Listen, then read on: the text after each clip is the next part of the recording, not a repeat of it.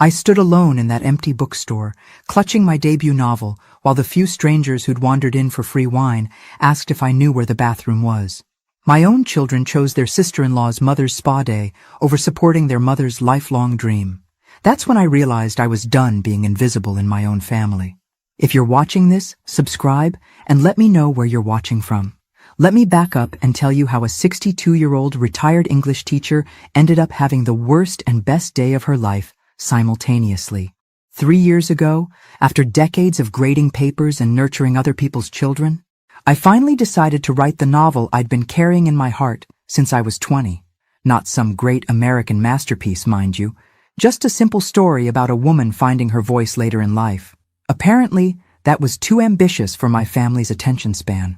I'm Sarah Mitchell, and I spent 35 years teaching high school English in Cedar Rapids, Iowa. I raised 2 children mostly on my own after their father decided family life wasn't fulfilling his potential when Marcus was 12 and Rachel was 9. I worked double shifts tutoring to pay for their college educations, their weddings, their down payments. I was the reliable one, the one who showed up, the one who never complained. The book launch was scheduled for 2 p.m. on Saturday at Morrison's Books, a cozy independent bookstore downtown. I'd invited exactly 7 people: Marcus, his wife Jessica, Rachel, her husband David, and my 3 precious grandchildren. Not exactly a massive guest list, but these were the only people whose presence mattered to me. Friday night, Jessica called. "Sarah, I'm so sorry, but tomorrow isn't going to work for us." Her voice had that practiced tone of false regret I'd heard countless times. Beverly planned this amazing spa day for all the women, and she's been looking forward to it for months. "You understand, right?" Beverly, my son's mother-in-law, who treated Jessica like a princess and viewed me as the annoying former owner of her precious Marcus. The woman who threw elaborate birthday parties for my grandchildren and somehow forgot to invite me half the time. "It's my book launch." "Jessica," I said carefully, "I've been working on this for 3 years." "I know, sweetie, but family comes first. Beverly specifically requested that I bring the kids. She's rented this incredible spa in Des Moines for the whole day. The girls will love it. Family comes first." The irony wasn't lost on me. Marcus got on the phone. "Mom, you know how important these family relationships are. Jessica's parents have been so good to us, we can't disappoint them. 24 years of raising that boy, and this is what I got. What about your relationship with me, Marcus?" "Don't be dramatic, Mom. It's just a book signing. We'll buy the book later." Just a book signing. 3 years of early mornings before school, late nights after grading, weekends spent researching and writing while they were off living their busy, important lives. Just a book signing. Rachel called an hour later. "Mom, I heard about the spa thing. David and I were planning to come, but now it feels weird being the only ones there. Maybe we should reschedule for when everyone can make it." And there it was, the final nail in the coffin of my maternal illusions. Saturday arrived gray and drizzly, matching my mood perfectly. I dressed carefully in my best navy suit, the one I'd bought for Marcus's wedding. I did my makeup twice, wanting to look professional and confident. I was going to make the best of this disaster if it killed me. Morrison's Books had set up a small display with 15 copies of Second Chances, my novel about a teacher who discovers love and adventure after retirement. The irony of that title wasn't lost on me either, sitting there alone while other people's families browsed the shelves around me. Mrs. Henderson, the store owner, tried to be encouraging. "Sometimes the best book events are intimate," she said, refilling my water glass. "More meaningful conversations." Meaningful conversations with whom? The college student who asked if I was giving out free bookmarks? The elderly man who wondered if my book had large print? By 4 p.m., I'd sold exactly 3 copies, one to Mrs. Henderson herself, one to my former colleague Janet Morrison, no relation to the bookstore, and one to a kind stranger who said she admired my persistence. I drove home in silence, my boxes of unsold books in the back seat like witnesses to my humiliation.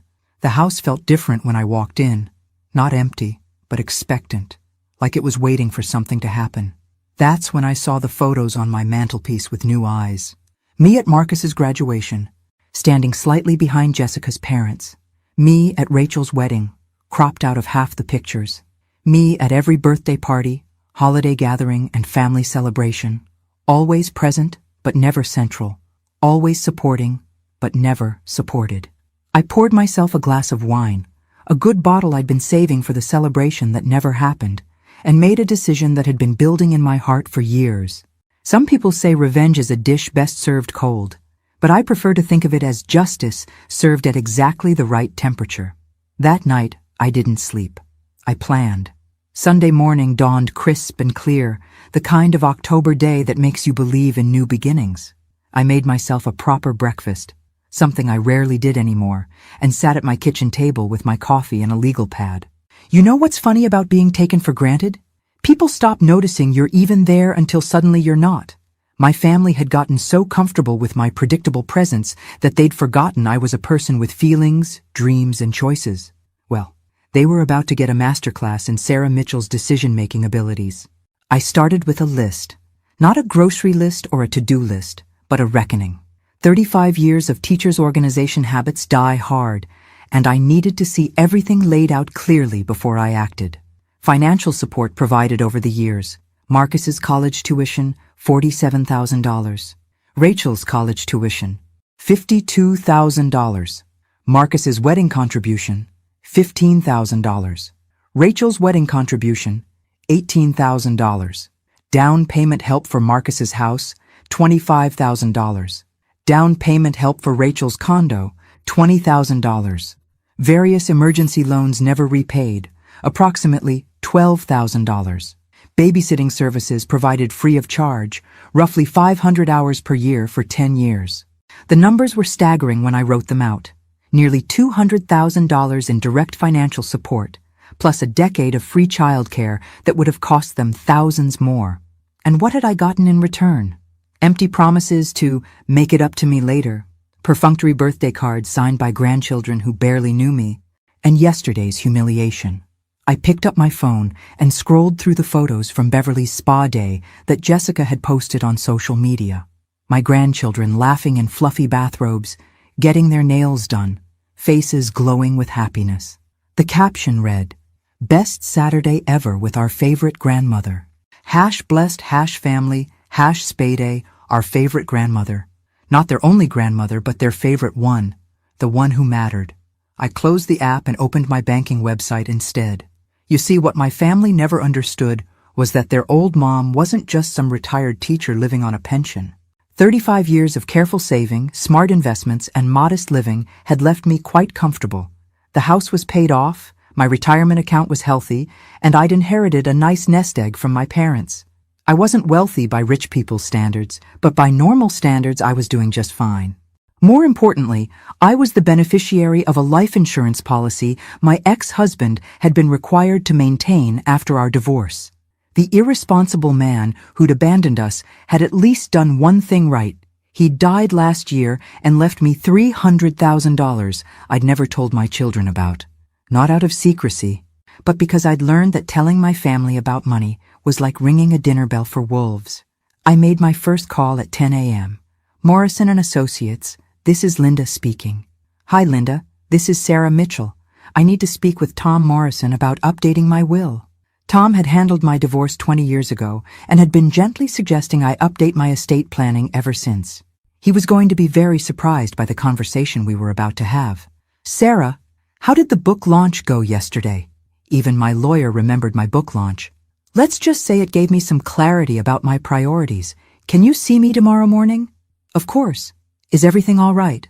Everything's about to be perfect. After hanging up with Tom, I made my second call. First National Bank, Trust Department, this is Patricia. Patricia, this is Sarah Mitchell. I need to establish an educational trust fund. Can you walk me through the process? By noon, I had 3 appointments scheduled for Monday morning. Tom Morrison at 9 a.m., the bank at 11 a.m., and my financial advisor at 2 p.m. I was going to be a very busy woman. I spent the afternoon doing something I hadn't done in months, reading for pleasure. I curled up in my favorite chair with a cup of tea and lost myself in someone else's story, far away from spa days and ungrateful children. Around 5 p.m., my phone buzzed with a text from Marcus. How did the book thing go yesterday? The book thing. 3 years of work reduced to the book thing. I typed back, "It was illuminating." He responded immediately, "That's great, Mom. Sold a lot of books?" I learned exactly where I stand with the people who matter most to me. I didn't respond. Let him wonder. That evening, I did something else I hadn't done in years. I called my sister Margaret in Phoenix. Margaret, who'd moved away 20 years ago and had been trying to convince me to visit ever since. "Sarah, what a wonderful surprise. How are you, honey?" "I'm having an awakening." "Maggie, a long overdue awakening. About time. What's the catalyst?" I told her about the book launch, about the spa day, about 30 years of being everyone's backup plan. Margaret listened without interrupting, making the occasional sympathetic noise. "So what are you going to do about it?" she asked when I finished. "Something I should have done years ago. Something that's going to make them realize exactly what they've been taking for granted. I'm proud of you, sister. And whatever you're planning, you have my full support. How's the guest room situation at your place?" Margaret laughed. "The guest room is always ready for you. Sarah Mitchell. Always."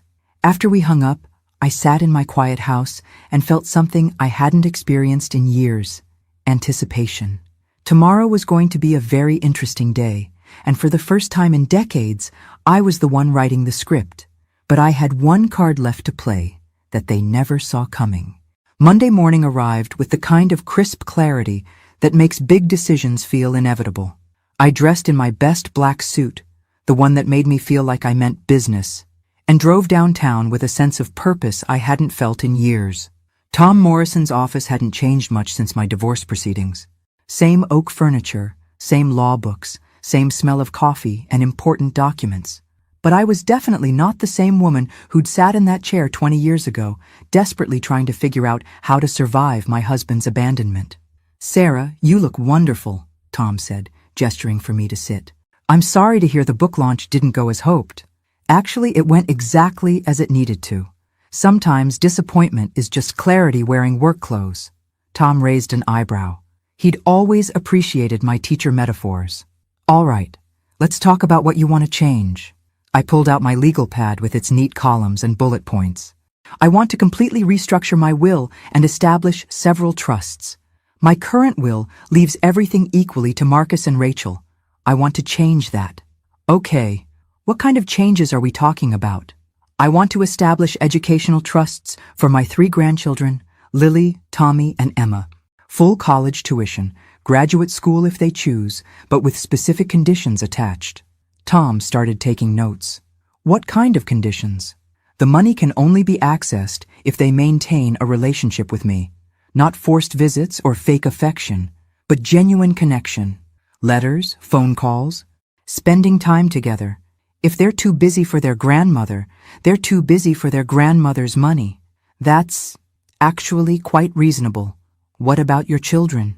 I took a deep breath. This was the hard part, but also the most necessary part. Marcus and Rachel will each receive $10,000. Enough to be generous, not enough to matter. Tom's pen stopped moving. "Sarah, your estate is worth considerably more than $20,000. What happens to the rest?" $50,000 goes to the Cedar Rapids Public Library for their literacy programs, $25,000 to the local animal shelter, $25,000 to the food bank. I paused, savoring the next part. "And the remainder goes to Margaret, my sister, who's been asking me to visit for 20 years while my own children can't be bothered to attend my book launch." The silence in the office was profound. Tom set down his pen and leaned back in his chair. "Sarah, I have to ask, is this about yesterday, or is this about a pattern of behavior you've been dealing with? It's about 30 years of being treated like hired help instead of a mother. It's about grandchildren who know their other grandmother's favorite restaurant, but don't know mine. It's about children who view me as an ATM with emotional problems, rather than a person deserving of basic respect." I pulled out my phone and showed him Jessica's Instagram post from Saturday. This was posted while I was sitting alone at my book signing. My daughter-in-law called it their day with their favorite grandmother. Not their only grandmother, their favorite. Tom studied the photos, his expression growing more serious. "Have you talked to your children about how you feel?" "For years, Tom. And the response is always the same. I'm being too sensitive, too dramatic, too needy. Well, maybe it's time I lived up to those accusations." He nodded slowly. I can draft these documents, Sarah, but I want you to think about this for a few days. Estate planning done in anger sometimes creates regrets later. I'm not angry. Tom, I'm awake. There's a difference. After leaving Tom's office, I drove to First National Bank feeling lighter than I had in months. The trust department was on the second floor, all marble and mahogany and the quiet confidence of old money. Patricia Wells, the trust officer, was exactly what you'd expect. Perfectly dressed, perfectly professional, and perfectly equipped to help wealthy people protect their assets from unworthy relatives. Mrs. Mitchell, please tell me about these educational trusts you want to establish. I explained my vision. 3 separate trusts, each funded with $75,000, designed to pay for my grandchildren's education from kindergarten through graduate school, but with strings attached. The children must maintain a genuine relationship with me to access the funds, not performative visits or obligatory phone calls, but real connection. I want them to know their grandmother, not just my checkbook. Patricia nodded approvingly.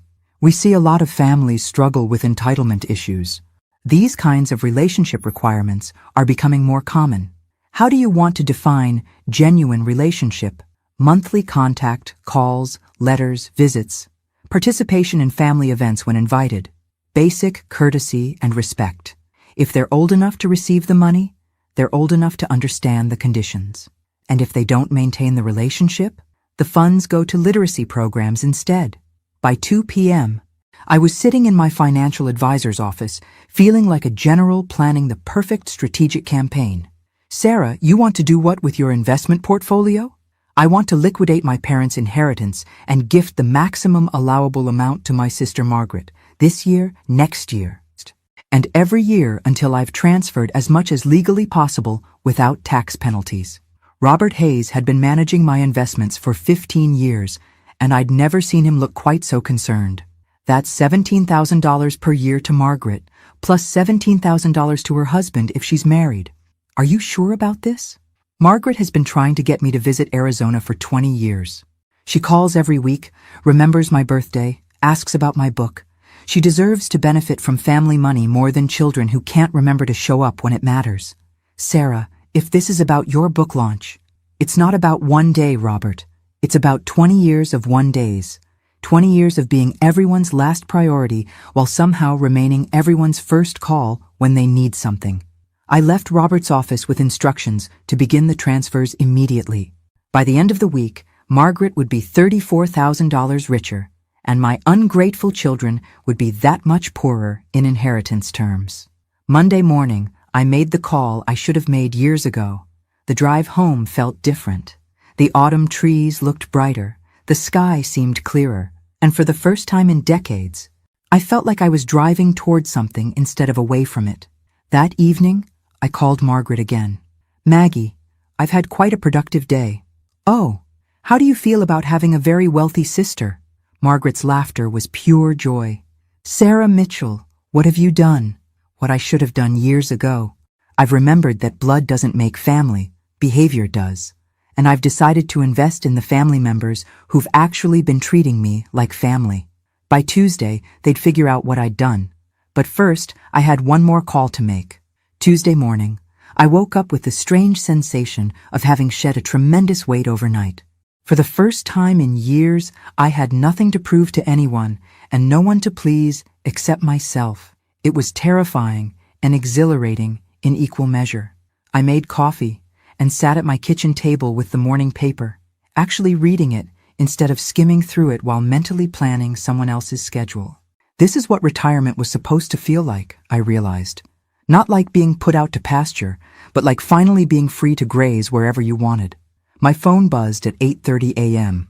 Rachel, Mom, Jessica said something weird yesterday about you seeming upset about the spa day. Are you okay? There it was, the casual concern, the assumption that I was the problem, the complete lack of awareness that missing my book launch might have been hurtful. Classic Rachel. I'm fine, honey, just making some changes. Changes? What kind of changes? Life changes, perspective changes, priority changes. Mom, you're being cryptic. What's going on? I looked out my kitchen window at the maple tree I'd planted when Rachel was 5. She'd help me dig the hole, her little hands covered in dirt, chattering non-stop about how we were giving the tree a home, just like it was giving us shade. When had we stopped planting things together? Rachel, when's the last time you called me just to talk? What do you mean? Not to ask for babysitting, not to get a recipe, not to borrow something? When's the last time you called because you wanted to hear my voice? The silence stretched long enough that I wondered if we'd been disconnected. Mom, I call you all the time. You call me when you need something. That's different. That's not fair. I'm busy, I have a full-time job and kids and I had a full-time job and kids too, but I always made time for my mother. Another silence. Then, is this about the book thing? The book thing. Again. 3 years of my life reduced to the book thing. This is about 32 years of being your mother and slowly realizing that somewhere along the way I became your convenience instead of your priority. Mom, that's not true. Rachel, I have to go. I have errands to run. I hung up before she could respond, and for the first time in years, I didn't feel guilty about ending a conversation on my terms. My errands were actually just one errand, but it was a big one. I drove to Cedar Rapids Community College, where they offered adult education classes and had recently started a creative writing program. The continuing education office was bustling with activity. Older adults signing up for pottery classes, computer courses, and book clubs. This was my tribe, I realized. People who were still growing, still learning, still becoming. I'd like to sign up for the Advanced Creative Writing Workshop, I told the woman behind the desk. Wonderful. Are you working on something specific? My second novel, actually. The first one just came out. How exciting. What's it about?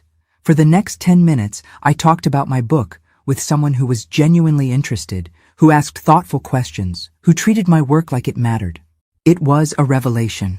We meet Thursday evenings, she said, handing me the paperwork. I think you'll love our group. We have several published authors, and everyone's very supportive. Supportive. What a concept.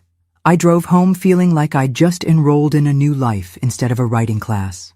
My phone had been buzzing with texts while I was in the office, but I ignored it until I was safely back in my kitchen.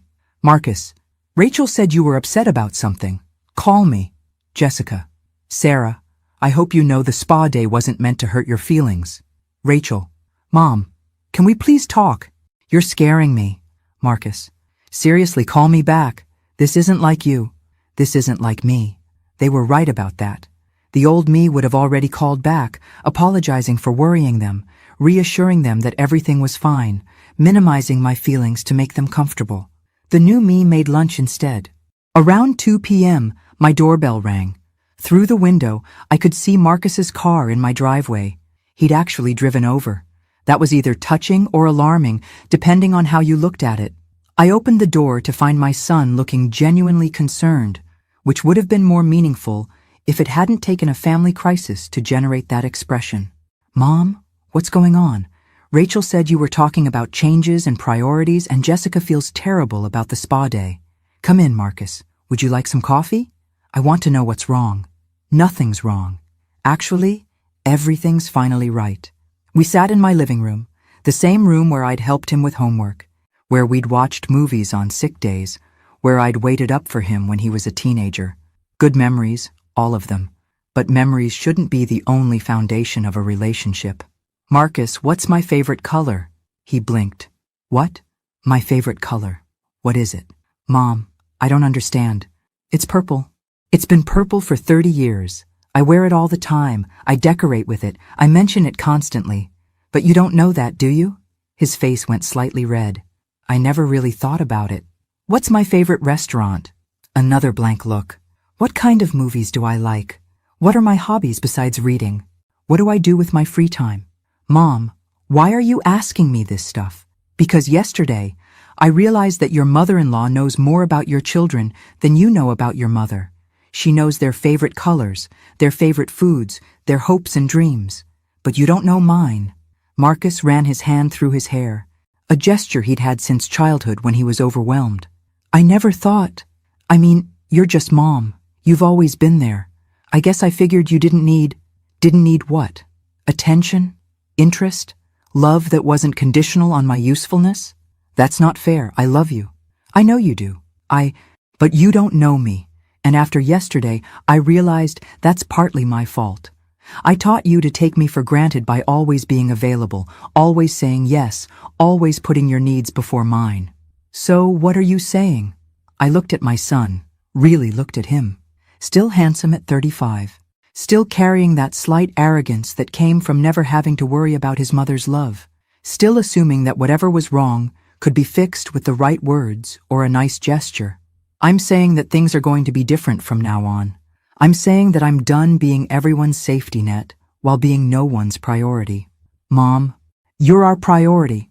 Marcus, you chose your mother-in-law's spa day over your mother's book launch. That tells me everything I need to know about priorities. He was quiet for a long moment. Then, we can do something for your book. Maybe a family dinner. We'll invite everyone. It's too late for that. What do you mean? Too late. I smiled, and I could tell from his expression that it wasn't a reassuring smile. I mean that yesterday taught me something important about myself. I learned that I'm stronger than I thought I was, and I deserve better than I've been accepting. So what happens now? Now you go home to your wife and children, and you decide what kind of relationship you want to have with your mother going forward. A real one, or the pretend one we've been having. After Marcus left, I sat in my quiet house and felt the weight of change settling around me like snow. Tomorrow would bring consequences, phone calls, probably some tears and accusations. But tonight, I was just a woman who'd finally remembered her own worth. By Tuesday, they'd figure out what I'd done. Wednesday arrived with an urgency that felt different from my usual quiet mornings. I could sense something shifting in the universe, or maybe just in my family's awareness that their reliable mother had gone off script. I was enjoying my coffee and reading when my phone rang at 9:15 a.m. Rachel again, but this time her voice had an edge I rarely heard. Mom, I talked to Marcus last night. What did you mean when you told him it was too late for a family dinner? Interesting. So they'd been discussing me, trying to figure out how to manage whatever crisis they thought I was having. Typical. I meant exactly what I said, honey. Some opportunities don't come twice. But we want to celebrate your book. We can plan something nice. Rachel, do you remember my birthday last year? Of course I do. We took you to dinner. Where? A pause. We went to that Italian place you like. I don't like Italian food. Sweetheart, I'm lactose intolerant, remember? We went to Romano's because it was convenient for you and David. I ate salad and pretended to enjoy myself while you all had pasta. Mom, why didn't you say something? I've been saying something for years. You just haven't been listening. I could hear her breathing on the other end, probably trying to figure out how to navigate this conversation. Rachel had always been my peacemaker, the one who smoothed over conflicts and found compromises. But you can't compromise with someone who's finally stopped compromising themselves. What do you want from us, Mom? I want you to want to be in my life, not just expect me to be in yours. After Rachel hung up, more confused than ever, I decided to do something I'd been putting off. I drove to the bank to check on the status of my trust establishments and money transfers. Patricia Wells greeted me with the kind of professional warmth that comes from dealing with wealthy people making dramatic financial decisions. Mrs. Mitchell, everything is proceeding smoothly. The educational trusts are established, and we've begun the process of funding them. Your sister's gifts are also being processed. Excellent. And the documentation? All signed and notarized. Your grandchildren will receive letters explaining the trusts when they turn 16, along with the relationship requirements. I smiled, thinking about Lily reading that letter in 4 years, learning that her grandmother had set aside $75,000 for her education, contingent on actually maintaining a relationship with me. Would she be surprised? Would she even remember who I was by then? Mrs. Wells, what happens if the relationship requirements aren't met? The funds transfer to the literacy programs you specified. We handle several educational trusts with similar conditions. They're quite effective at encouraging genuine family connections. On my way home, I stopped at the grocery store for the first time in weeks without consulting anyone else's schedule or preferences. I bought expensive cheese, good wine, fresh flowers, and ingredients for recipes I wanted to try. Cooking for one suddenly felt like freedom instead of loneliness. My phone buzzed as I was loading groceries into my car. Jessica, the daughter-in-law I'd bent over backwards to please for 10 years. Sarah, could we talk? I'm really worried that you're upset about Saturday. Worried. Not sorry. Not apologetic. Worried. Worried about the consequences, probably.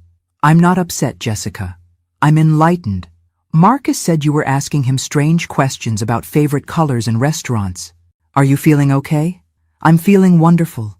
For the first time in years, I'm feeling like myself. Sarah, I want you to know that the spa day wasn't meant to exclude you. Beverly just wanted to treat the girls. And, Jessica, let me ask you something. In 10 years of marriage to my son, how many times have you invited me to do something special? Not family obligations, not holidays where I'm expected to cook or babysit, but something fun that you actually wanted to share with me? The silence was answer enough. I see. And how many times has Beverly been invited to your girls' nights, your shopping trips, your spontaneous adventures? That's different. Beverly and I have a special bond. Yes, you do. And I'm happy for you both. But you can't be surprised that I've decided to invest my time and energy in people who actually want my company. What does that mean? It means that from now on, I'm going to be as available to you as you've been interested in me. I hung up and finished loading my groceries, feeling lighter with each bag I placed in my car. That afternoon, I did something I hadn't done in years. I spent 3 hours reading in my garden, with my phone on silent. No checking for messages, no worrying about who might need me, no feeling guilty for taking time for myself. Around 5 p.m. I finally looked at my phone. 17 missed calls. 6 from Marcus, 4 from Rachel, 3 from Jessica, 2 from David, and 2 from numbers I didn't recognize. The voicemails were increasingly frantic. Mom, call me back. Marcus. Sarah, please call. The kids are asking where Grandma is. Jessica. Mom, what's happening? You're scaring us. Rachel, Mrs. Mitchell, this is Tom Morrison. Please call me when you get this message. My lawyer. Sarah, this is Margaret. Call me immediately. Something's happened. My sister. My heart jumped. Margaret sounded genuinely panicked, not like the others who were just confused and frustrated by my new unavailability. I called her back first. Sarah, thank God. Are you all right? I'm fine, Maggie. Why wouldn't I be? Marcus called me. He's convinced something terrible has happened to you. He said you've been acting strange, asking weird questions, and now you're not answering your phone. He wanted to know if I'd talked to you, if you'd seemed depressed or suicidal. I nearly dropped the phone. Suicidal? He said you told him some changes were permanent, that it was too late for family dinners, that you were done being everyone's safety net. Sarah, he's talking about calling the police for a wellness check. The audacity was breathtaking. I finally stopped being available 24/7, and they assume I'm having a mental breakdown. Maggie, I'm not suicidal. I'm not depressed. I'm not having a breakdown. I'm having a breakthrough. What kind of breakthrough? The kind where I finally realize I don't have to set myself on fire to keep other people warm. Margaret was quiet for a moment. Then she started laughing. Oh, honey, you finally found your backbone. Something like that. But apparently, when a woman stops being convenient, people assume she's mentally ill. What are you going to do? What I should have done years ago. I'm going to let them figure out how to have a relationship with me that isn't based on what I can do for them. And if they can't, then I'll know where I really stood all along. After talking to Margaret, I sat in my quiet house and made a decision.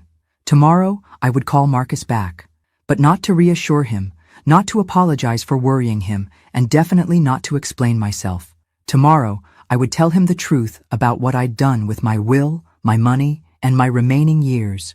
The first sign something was wrong came at 3 p.m. Thursday morning brought the kind of autumn clarity that makes everything seem possible. I dressed carefully, not for anyone else's approval, but because I wanted to feel strong for the conversation I was about to have. At exactly 10 a.m. I called Marcus. Mom, thank God, we've been worried sick. Are you okay? I'm perfect, Marcus. I've never been better. You didn't answer your phone yesterday, for hours. That's not like you. You're right. It's not like the old me. The new me has boundaries. I could hear him take a deep breath, probably counting to 10, like I'd taught him when he was 7 years old and prone to tantrums. Mom, Can we please talk about what's bothering you? We want to fix this. There's nothing to fix, sweetheart. I've simply made some changes that I want to share with you. What kind of changes? I've rewritten my will. The silence on the other end of the phone was so complete, I thought we'd been disconnected. You what? I spent Monday morning with my lawyer, restructuring my entire estate. I thought you should know since it affects you. Mom, you're scaring me. What kind of restructuring? Well, I've established educational trusts for Lily, Tommy, and Emma. $75,000 each for their schooling, from kindergarten through graduate school if they choose. That's wonderful, Mom. The kids will be so grateful. There are conditions, of course. What kind of conditions? They have to maintain a genuine relationship with me. Not obligatory visits or fake phone calls, but real connection. If they can't be bothered to know their grandmother, they don't need their grandmother's money. Another silence. Then, that seems reasonable. What else? I've donated significant amounts to the library, the animal shelter, and the food bank. Causes I actually care about. Okay? And I've begun transferring large portions of my liquid assets to Margaret. Aunt Margaret? Why? Because she's spent 20 years treating me like family, while you've spent 20 years treating me like staff. Mom? That's not… Marcus, let me finish. You and Rachel will each inherit $10,000. Enough to be generous, not enough to retire on. The explosion I expected came right on schedule. 10,000? Mom, that's insane. What about the house? What about your investments? That's our inheritance. No, Marcus, that's my money, my house, my choice about what to do with it. You can't be serious. We're your children. Are you? Because children typically show up for important events in their parents' lives. Children usually know their parents' favorite color, favorite food, favorite anything. Children don't choose their in-laws over their mother. This is about the stupid book launch again. This is about 35 years of raising ungrateful children who think being born gives them lifetime access to my resources without having to provide anything in return. I could hear Jessica in the background, her voice sharp and demanding. Marcus must have told her what I was saying. Mom, you're not thinking clearly. This is a huge decision. Maybe you should talk to someone. I did talk to someone. I talked to my lawyer, my financial advisor, and my sister, all of whom think I'm making excellent choices. A therapist. Mom, maybe grief counseling. You've been acting strange since Dad… Your father died 4 years ago, Marcus. This has nothing to do with grief and everything to do with clarity. Jessica grabbed the phone. Sarah, you cannot do this to our family.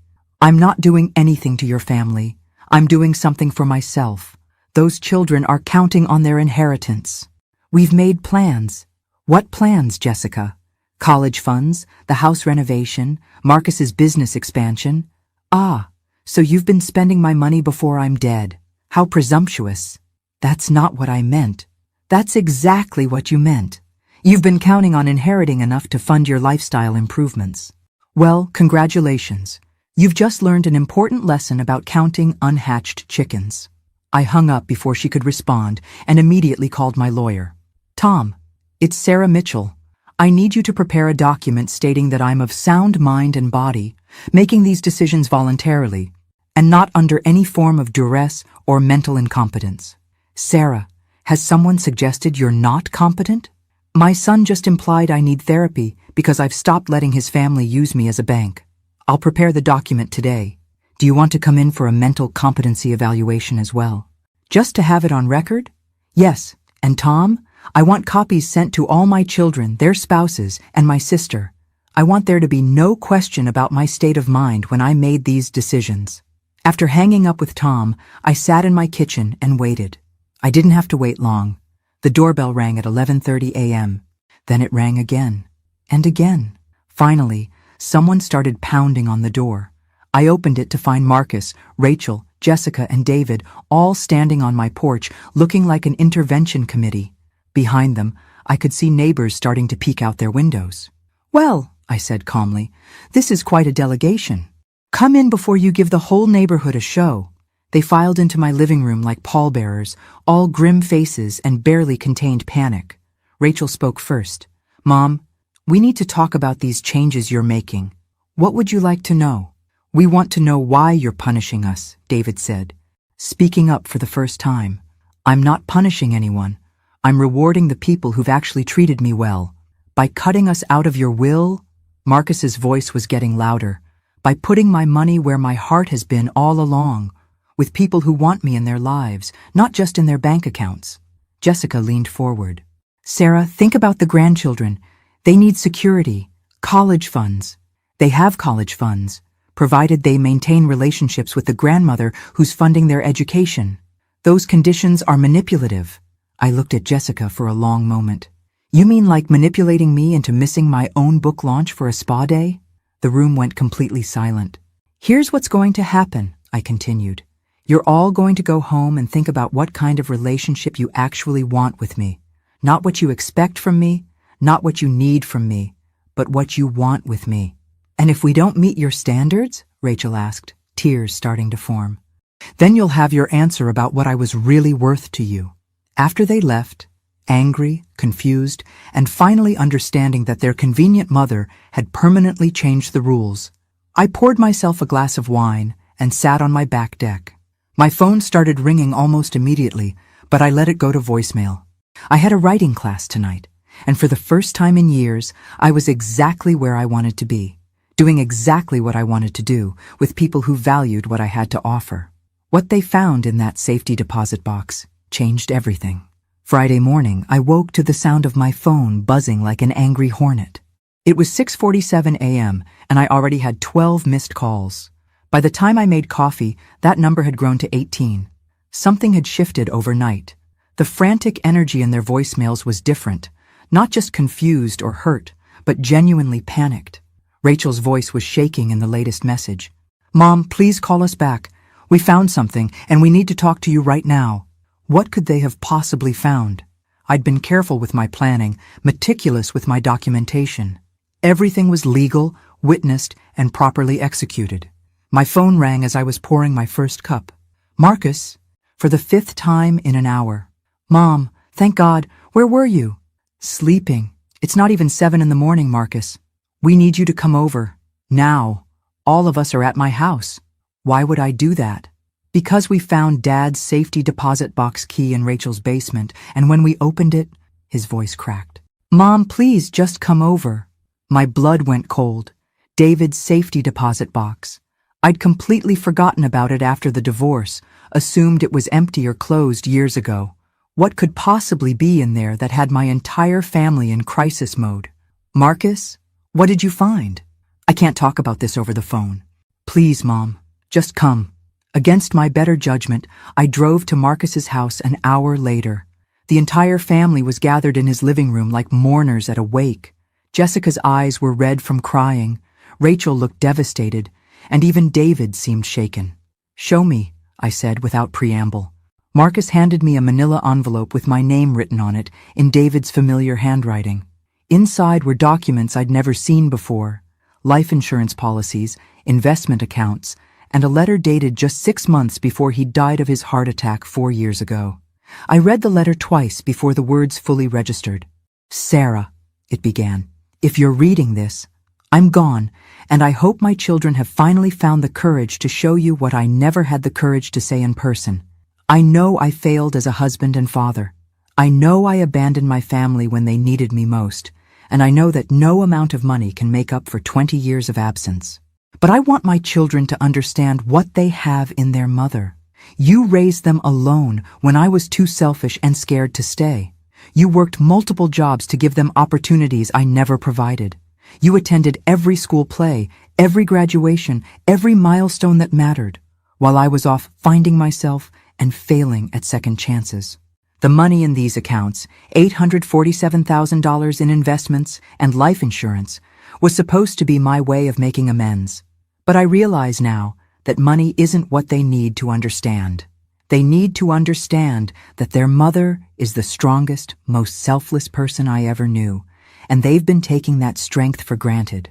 I've watched from a distance as they've treated you like their personal assistant rather than the woman who sacrificed her entire youth for their happiness. I've seen how they expect your help but rarely offer their presence. I've seen you make excuses for their neglect while continuing to give them everything you have. So I'm leaving this money to you, Sarah, with one request. Don't give it to them unless they earn it. Not with grand gestures or guilty apologies, but with the kind of consistent love and respect you've been giving them for 30 years. They need to learn what I learned too late, that having you in their lives isn't a right. It's a privilege. I love you, Sarah. I always did. I was just too proud and stupid to show it properly. David. The room was silent except for the sound of my own heartbeat thundering in my ears. $847,000. Money I never knew existed, left to me by the man who'd walked away from our family but had apparently been watching from afar. Mom, Rachel whispered. We had no idea. I looked up at their faces. Marcus pale with shock, Jessica calculating the numbers, David uncomfortable with the family drama, and Rachel genuinely heartbroken. When did you find this? Yesterday afternoon, Marcus said. After we left your house. Rachel remembered that Dad had given her a safety deposit box key years ago for emergency access. We never thought to check it because we assumed it was empty. We opened it last night, Rachel continued. There were the investment statements, the insurance policies, and the letter. Mom, he left you almost $1 million that you never claimed. And more importantly, Marcus added quietly, he told us exactly what we've been doing to you. I folded the letter carefully and placed it back in the envelope. $1 million. On top of everything else I already had. David's final gift wasn't just money, it was vindication. What happens now? Jessica asked. I looked around the room at these people who'd spent the last week learning hard truths about themselves. And I made a decision that surprised even me. Now you all go home and think about what you want your relationship with me to look like going forward. Not because of money, not because of guilt, but because you actually want me in your lives. But Mom, Rachel started, the inheritance, the money will be there when you figure out how to love me without conditions. If you figure out how to love me without conditions. I left them sitting in Marcus's living room, probably calculating numbers and having conversations they should have had years ago. But there was something I hadn't told them yet. Something that made all the money in the world irrelevant. Saturday morning brought an unexpected visitor. I was in my garden, deadheading the last roses of the season, when I heard a car door slam in my driveway. Through the fence, I could see my sister Margaret walking toward my front door with determined steps. Maggie, I called out. What are you doing here? She turned toward my voice, and I could see she'd been crying. Sarah Mitchell, you have exactly 30 seconds to explain why you've been lying to me for 3 months. My hands went still on the rose stems. I don't know what you mean. Dr. Patterson's office called me yesterday. Apparently, I'm listed as your emergency contact, and they've been trying to reach you about missed appointments. Chemotherapy appointment, Sarah. The words hung in the air between us like smoke from a fire I'd been trying to keep hidden. I set down my garden shears and looked at my sister, really looked at her, and saw the kind of hurt that comes from being shut out by someone you love. How long have you known? She asked. 3 months and 2 weeks. And you didn't tell me because I pulled off my gardening gloves, buying time to find the right words. Because once you tell people you're dying, that becomes all you are to them. The sick person. The one everyone pities and hovers over and treats like they're already gone. You're dying? Stage 3 pancreatic cancer.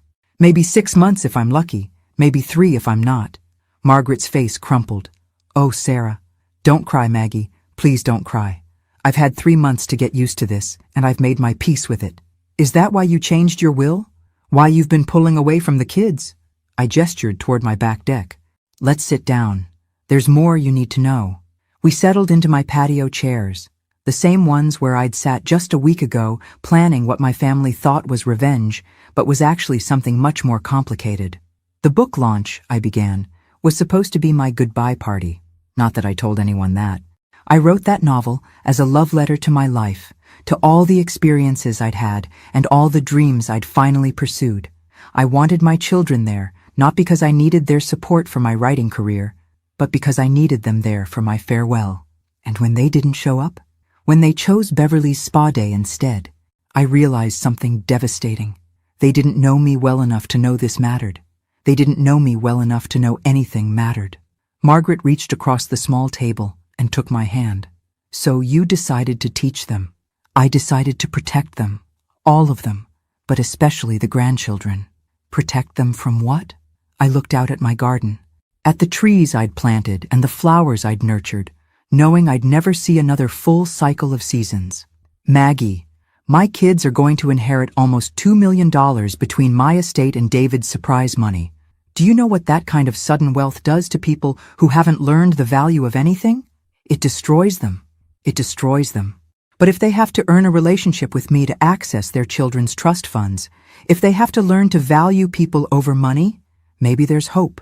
The relationship requirements in the trusts aren't punishment. They're protection.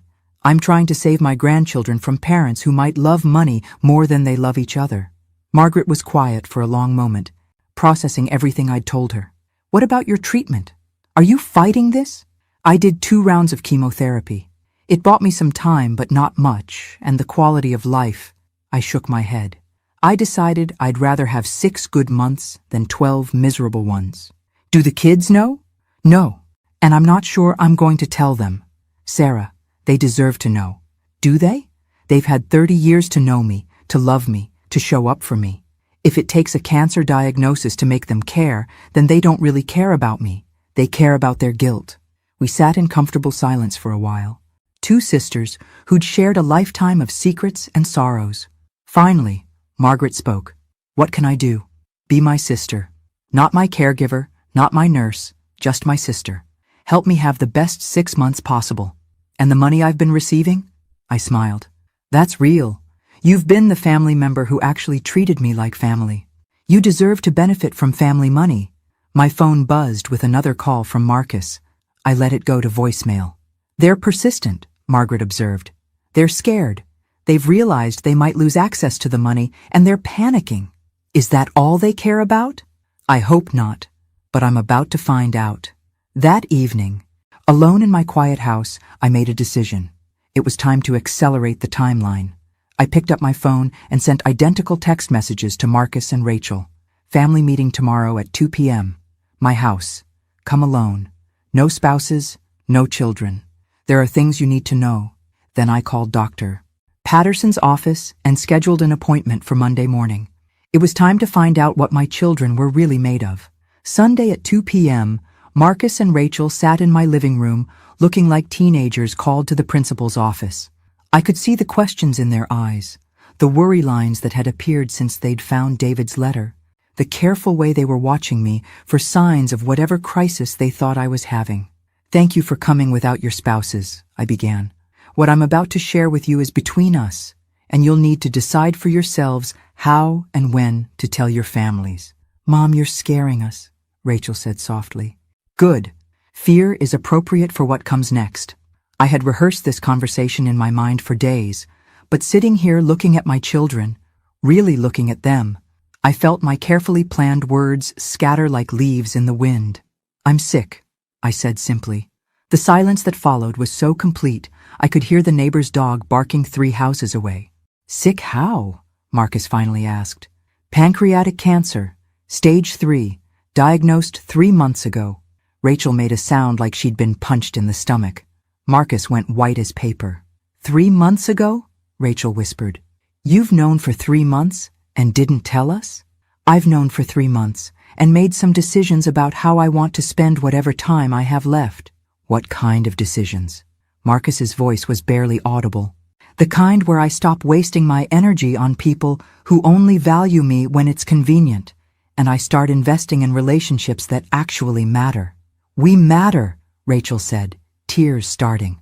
We're your children. Are you? Because for the past 3 months, while I've been going to oncology appointments and planning my will and trying to figure out how to make peace with dying, neither of you noticed anything was wrong. The truth of that statement settled over them like a heavy blanket. How long? Marcus asked.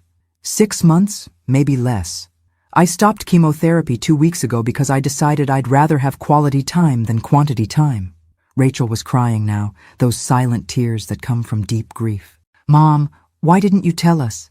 Because I needed to know who you really were before I died. I needed to know if you loved me or just needed me.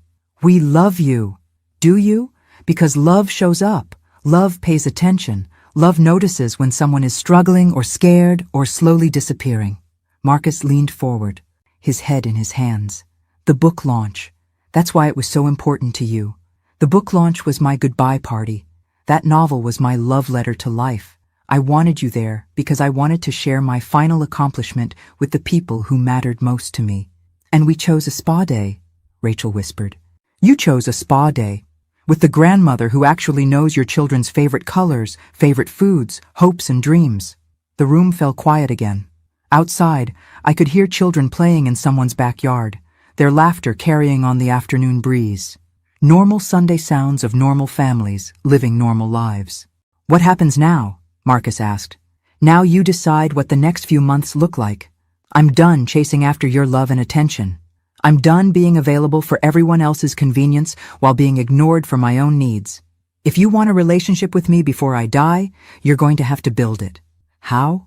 The same way people build any relationship. By showing up, by paying attention, by caring about someone other than yourselves. Rachel wiped her eyes. What about the money?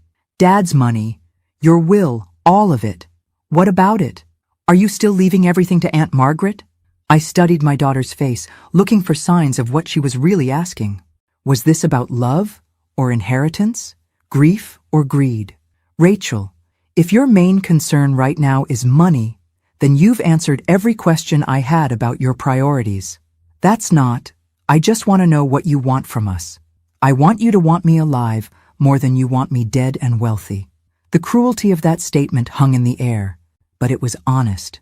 For 30 years, I'd softened every hard truth to protect their feelings.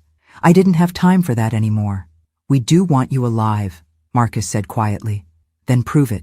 The next 6 months are your audition for whether you get to be in my final chapter or just read about it in the will. After they left shaken, crying, finally understanding the stakes. I sat in my garden as the sun set behind the trees. My phone started ringing almost immediately, but I let the calls go to voicemail. I'd spent a lifetime answering other people's emergencies. Now I was dealing with my own. Margaret called around 8 p.m. How did it go? About as well as telling your children you're dying can go. Do you think they'll step up? We're about to find out. But Maggie, for the first time in my life, I'm not going to make it easy for them. That night, I slept better than I had in months. Not because the cancer was gone or the pain was better, but because finally, I had told the truth about everything that mattered. The rest was up to them. Monday morning brought something I hadn't experienced in 30 years. My children fighting over who got to take care of me. Marcus called at 7 a.m. Mom, I'm driving you to your doctor's appointment today. I can drive myself. No, you can't. Not anymore. We're not letting you go through this alone. 20 minutes later, Rachel called. Mom, I'm coming over to make you breakfast and take you to the doctor. Marcus is already taking me. Then I'm coming to the appointment too. Rachel, it's just a consultation. We're coming to all of them from now on. Every appointment, every treatment, everything. I hung up feeling something I couldn't quite name. Was this what I'd wanted? Their sudden, frantic attention? Or was this just guilt masquerading as love? The answer came when I arrived at Dr. Patterson's office to find both my children already in the waiting room, along with Jessica, David, and all 3 grandchildren. What is this? I asked. Family support, Marcus said firmly. We're all here for you. I didn't invite any of you to this appointment. We're not asking for permission anymore, Mom, Rachel said. We've been terrible children, and we're here to make up for it. Dr. Patterson was clearly surprised to see my entire family crowding into his office, but he handled it with professional grace. Mrs. Mitchell, how are you feeling since we last talked? I'm fine. These people are my children and grandchildren who apparently just learned about my diagnosis. He nodded diplomatically. Would you like them to stay for our discussion? Before I could answer, Marcus spoke up. We want to know everything. Treatment options, timeline, what we can do to help. Dr. Patterson looked at me for confirmation. I nodded reluctantly. Mrs. Mitchell has stage 3 pancreatic cancer. We tried chemotherapy, but she chose to discontinue treatment 2 weeks ago due to quality of life concerns. What does that mean exactly? Jessica asked. It means your mother-in-law has decided to focus on comfort care rather than aggressive treatment. But there are other options, right? Rachel pressed. Other treatments? Clinical trials? Something? Dr. Patterson glanced at me again. There are always options, but Mrs. Mitchell has made an informed decision about her care preferences. We want a second opinion, Marcus declared. Third opinion, whatever it takes. I watched this scene unfold with a mixture of warmth and sadness. They were trying so hard to fix something that couldn't be fixed, to make up for 30 years of neglect in 30 days of frantic attention. Marcus, I said quietly, this isn't something you can solve with effort.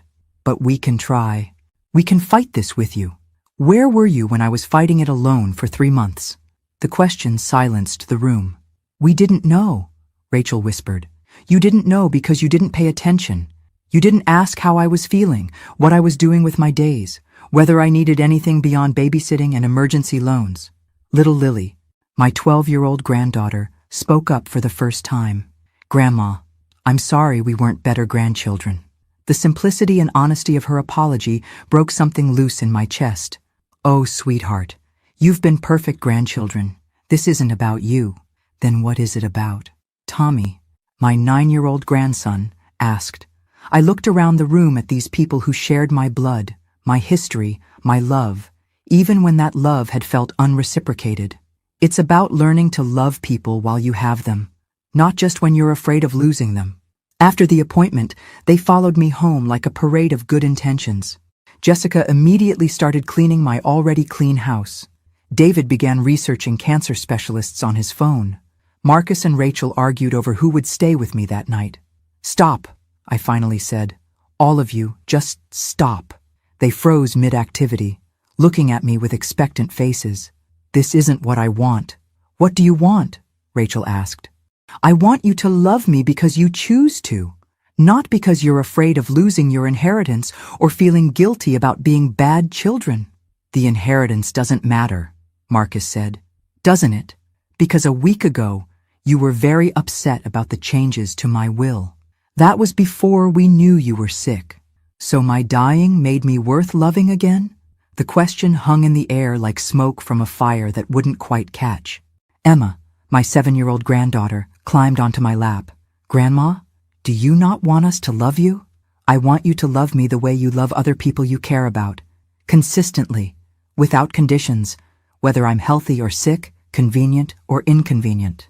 We can do that, Lily said solemnly. Can you? Can your parents? I looked at Marcus and Rachel, these grown adults who were trying so hard to fix 30 years of taking me for granted in 30 days of guilty attention. Here's what's going to happen, I said. You're all going to go home and think about whether you want to be in my life because you love me, or because you're afraid of me dying. What's the difference? David asked. One is about me, the other is about you. But there was something else they didn't know yet, something that would change everything. 3 weeks later, I was sitting in my oncologist's office getting news that nobody expected, especially not me. The tumor has shrunk by 60%. Dr. Patterson said, staring at my latest scans with something approaching bewilderment. I've never seen anything like this with pancreatic cancer at your stage. My hands were shaking as I processed what he was saying. What does that mean? It means we caught a miracle. Whatever you've been doing differently in the past month, stress reduction, diet changes, family support, something has triggered your body's immune response. The cancer is in retreat. For how long? We don't know. Could be months, could be years. But Sarah, you're not dying anymore, at least not from this. I sat in that sterile office chair and felt the weight of 3 months of goodbye letters, changed wills and burned bridges settling around me like debris after a tornado. Dr. Patterson, what are the chances this continues? With continued treatment and the right lifestyle changes, you could have years, good years. I drove home in a daze, my mind spinning with the implications. I'd spent 3 months teaching my family hard lessons about love and respect, lessons I'd thought would be my final gift to them. Now, I had to figure out how to live with the consequences of my deathbed revelations. My phone buzzed with a text from Rachel. Bringing dinner at 6.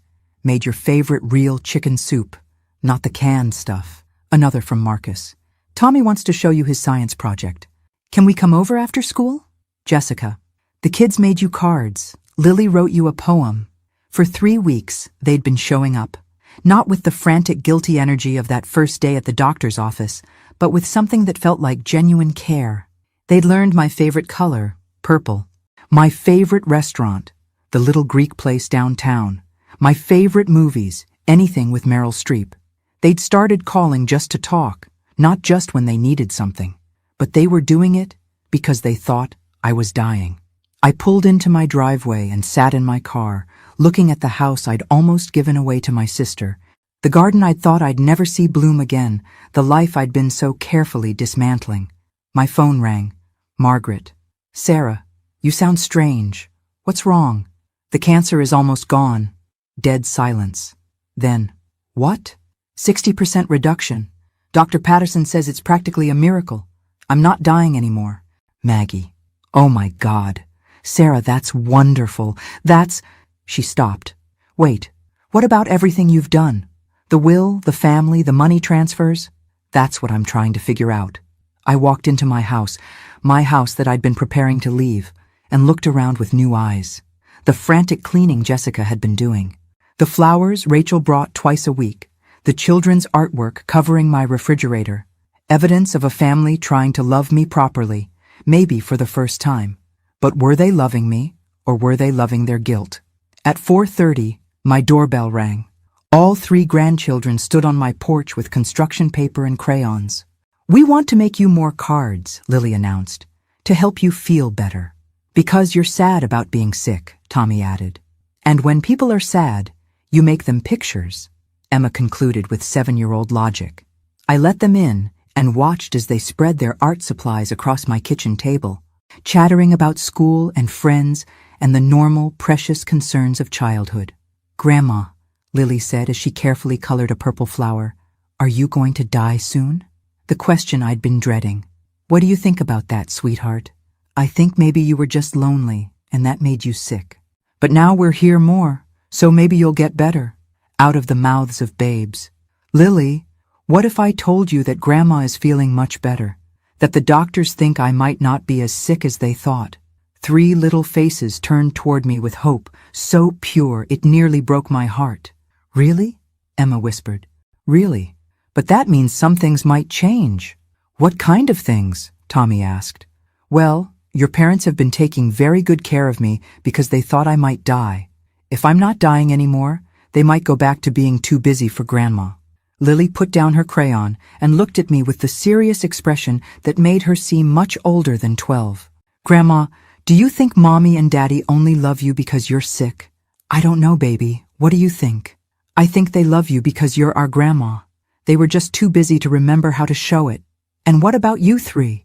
Will you still want to visit Grandma if she's not sick anymore? Of course, all 3 said simultaneously. Because we like you, not just because you're sad, Emma added.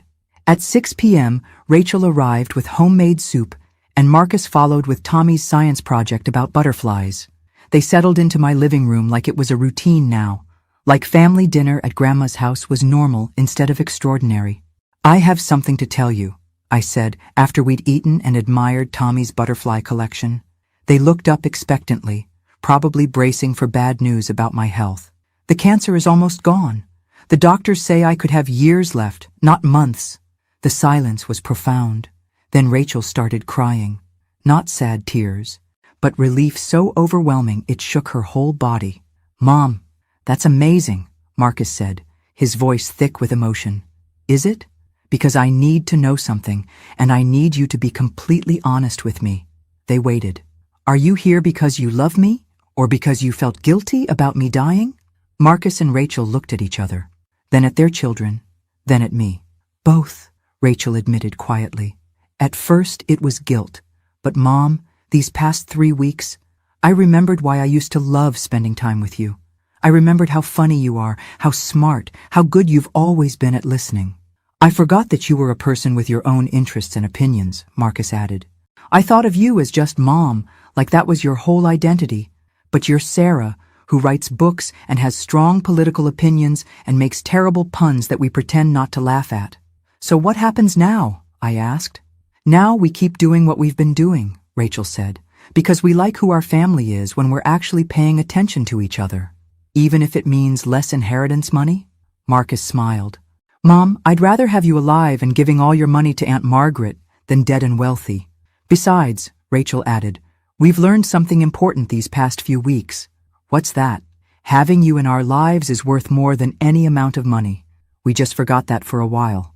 I looked around my living room at my family, really looked at them, and saw something I hadn't seen in years. I saw people who chose to be here, not people who felt obligated to be here. So, I said, pulling out my phone, should I call Tom Morrison and change my will back? Actually, Marcus said, keep it the way it is. What? The trust fund requirements for the kids' education? That's brilliant. It ensures they'll always have a relationship with you. And the donations to charity? Rachel added. That's exactly what someone like you should do with their money. But what about your inheritance? They looked at each other and smiled. Mom, Rachel said, you gave us the best inheritance possible. You taught us how to love our family properly. Everything else is just money. As my family settled in for the evening, the kids doing homework at my kitchen table, the adults planning Thanksgiving dinner, everyone exactly where they wanted to be, I realized something important. The cancer hadn't been my death sentence. It had been my wake-up call. And sometimes, the best revenge isn't getting even with people who've hurt you. Sometimes, the best revenge is teaching them how to love you properly, and then letting them do it. Outside my window, the autumn light was fading, but inside my house, everything felt like it was just beginning. Thanks for listening. Don't forget to subscribe and feel free to share your story in the comments. Your voice matters.